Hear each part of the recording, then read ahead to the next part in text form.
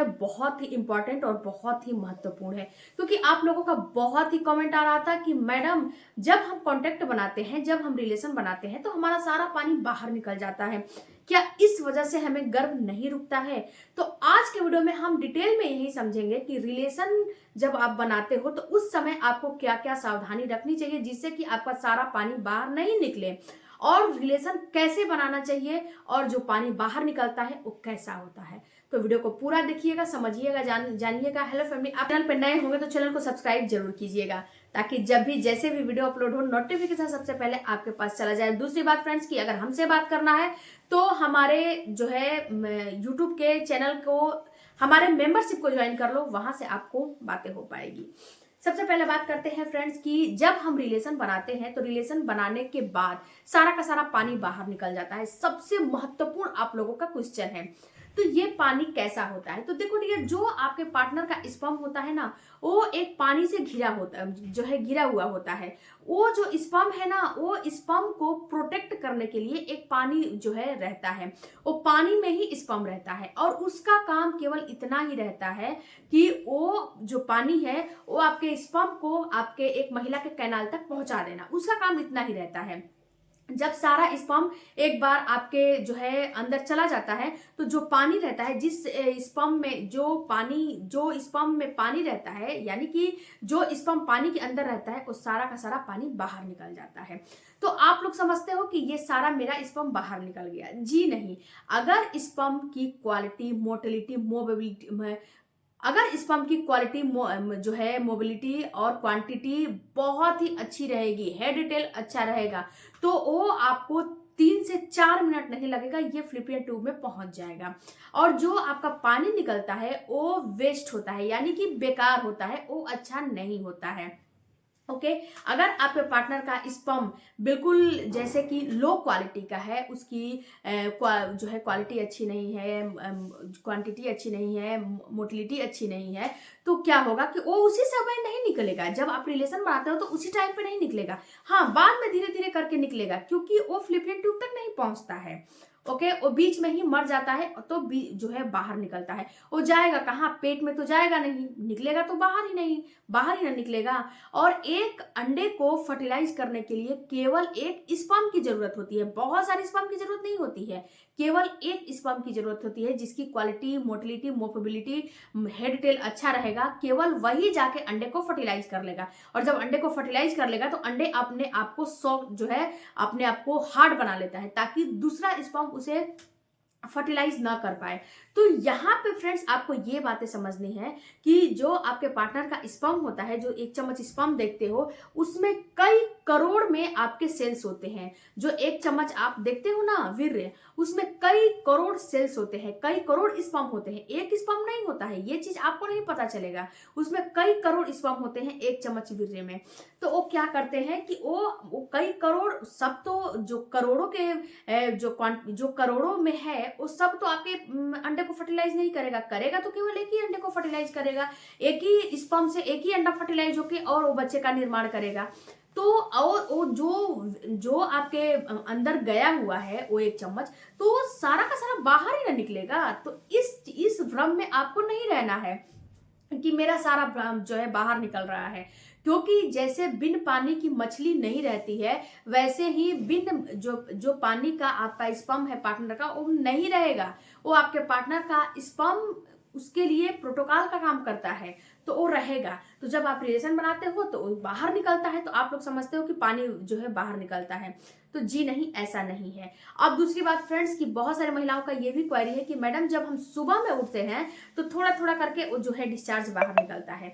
तो डियर यहाँ पे एक बात समझना है आपको कि वो डिस्चार्ज आपके केवल पार्टनर का ही नहीं होता है, वो डिस्चार्ज आपका भी होता है।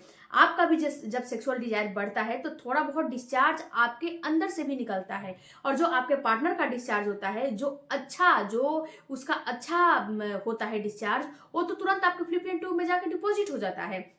और जो डिस्चार्ज बेकार निकलता है आपके पार्टनर का, यानी कि जो स्पर्म बेकार होता है, वो बाहर ही निकलेगा, वो पेट में नहीं जाएगा, वो आपके वजाइना के थ्रू बाहर निकलेगा। और वो आपका वजाइना ऑटोमेटिक नेचुरली क्लीन करता है अपने आप को, वो पूरा नहीं निकलता है, वो थोड़ा बहुत निकलता है, बहुत ज्यादा नहीं निकलता है। तो इस बात को आपको समझना है।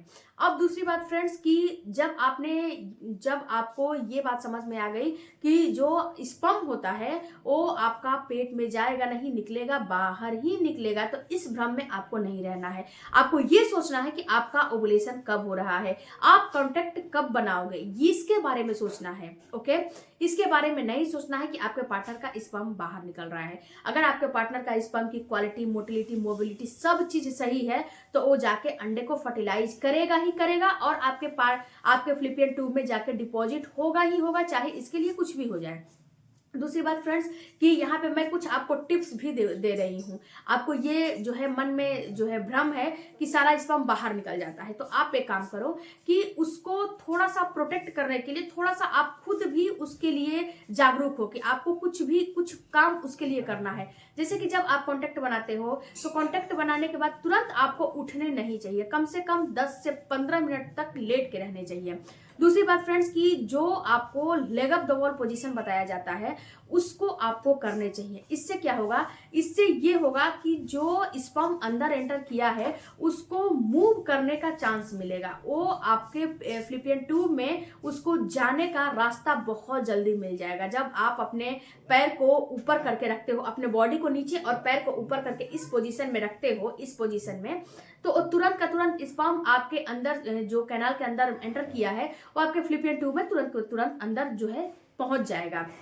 उसके बाद तीसरी बात आपको करना है फ्रेंड्स कि जब आप रिलेशन बनाते हो तो उस समय जो पतली वाली पिलो होती है ना, इसका इस्तेमाल करो। इसके इस्तेमाल से क्या होता है कि जब आप आप लेटे हो, इसके नीचे जब कम जो है हिप के नीचे अपने पतली वाली पिलो का इस्तेमाल करोगे, कमर के नीचे तकिए का इस्तेमाल करोगे, तो इससे क्या होगा कि आपका वजाइना शेप में आ जाएगा। जब आपका वजाइना शेप में आ जाएगा, जब आपकी बच्चेदानी शेप में आ जाएगी, तो जब यहाँ से अंदर एंटर करेगा स्पर्म, तो ये स्पर्म आपके डायरेक्ट फ्लिपियन ट्यूब में चला जाएगा। इधर उधर उसे मूव होने की जरूरत नहीं पड़ेगी, क्योंकि जब स्पर्म एक अंदर एंटर करता है तो जो महिला का फर्टाइल डिस्चार्ज होता है उसे उस स्पर्म को बाहर जो है उस स्पर्म को प्रोटेक्ट करने का काम पानी करता है, और जब अंदर जाता है तो महिला का जो फर्टाइल डिस्चार्ज होता है वो प्रोटेक्ट करने का काम करता है। तो वो रास्ता दिखाता है कि आपको यहाँ से यहाँ जाना है, जो महिला का डिस्चार्ज होता है, जो फर्टाइल डिस्चार्ज होता है। इसीलिए हर वीडियो में बताते हैं कि आपका ओवुलेशन के टाइम का जो डिस्चार्ज होता है वो आना काफी जरूरी है। तो यहाँ से क्या होगा कि वो आपके जो है जब आप हिप के नीचे पिलो का इस्तेमाल करोगे तो उसे मूव करने का चांस मिलेगा और तुरंत वो आपके फ्लिपियन ट्यूब में चला जाएगा। तो आप इस ट्रिक का इस्तेमाल जरूर करो, जो मैंने leg up the wall position बताया है और जो मैंने हिप के नीचे पिलो का इस्तेमाल बताया है, ये दोनों ट्रिक बहुत कारगर है। तीसरी बात फ्रेंड्स कि अगर फिर भी आपके मन में ये शंका है कि हमारा सारा डिस्चार्ज निकल जाता है, तो आप एक मेंस्ट्रुएशन कप होता है, अगर मतलब कि आपके दिमाग में जो है शंका है, तो मेंस्ट्रुएशन कप का जो है अपने जब पीरियड वगैरह आते हैं तो उसका इस्तेमाल किया जाता है। तो अगर मैं तो ये बोलूंगी कि इसका इस्तेमाल करने की जरूरत नहीं है, क्योंकि ये आपका भ्रम है। ये आपके दिमाग में जब प्रेगनेंसी नहीं आती है ना, नहीं होती है, तो बहुत सारे लोगों का बहुत टाइप का ख्याल आता है, तो ये आपके मन का भ्रम है कि हमारा सारा डिस्चार्ज निकल जा रहा है, इस वजह से प्रेगनेंसी नहीं होती है। ऐसा नहीं होता है। बट फिर भी आप इस्तेमाल करना चाहते हो तो मेंस्ट्रुएशन कप अपने वजाइना के अंदर जो है इंसर्ट कर लो, और जो डिस्चार्ज निकलेगा वो उसी में रहेगा, वो बाहर नहीं निकलेगा। बट मैं तो ये कहूंगी कि आप इसका इस्तेमाल ना करें, केवल आधे घंटे के लिए लेट के रहें और पिलो का इस्तेमाल करें, leg up the wall position करें, इसी में आपका काम हो जाएगा। और जब आप कॉन्टेक्ट बनाने के बाद जब अपने आप को जाते हो हाइजीन मेंटेन करने, तो वहां पे शैम्पू, साबुन, किसी भी टिश्यू पेपर का, किसी भी प्रकार का जेल वगैरह का इस्तेमाल मत करो, केवल नॉर्मल पानी से वॉश करो, इसके लिए कुछ मत करो। ओके, अब इसके बाद फ्रेंड्स आपको कुछ भी नहीं करना है, सुबह में उठ के जो भी काम करने हैं, इसके अलावा कुछ नहीं करने हैं। तो आई होप फ्रेंड्स कि ये वीडियो से आपको समझ में आए होंगे। सारे जितने क्वेश्चन हैं मैंने उसको पिक किया था, उसके ऊपर मैंने एक वीडियो जो है प्रॉपर बनाया है। तो आई होप कि सारे सवालों का जवाब आपको मिल गया होगा। तो वीडियो अच्छा लगे चैनल को सपोर्ट कीजिएगा।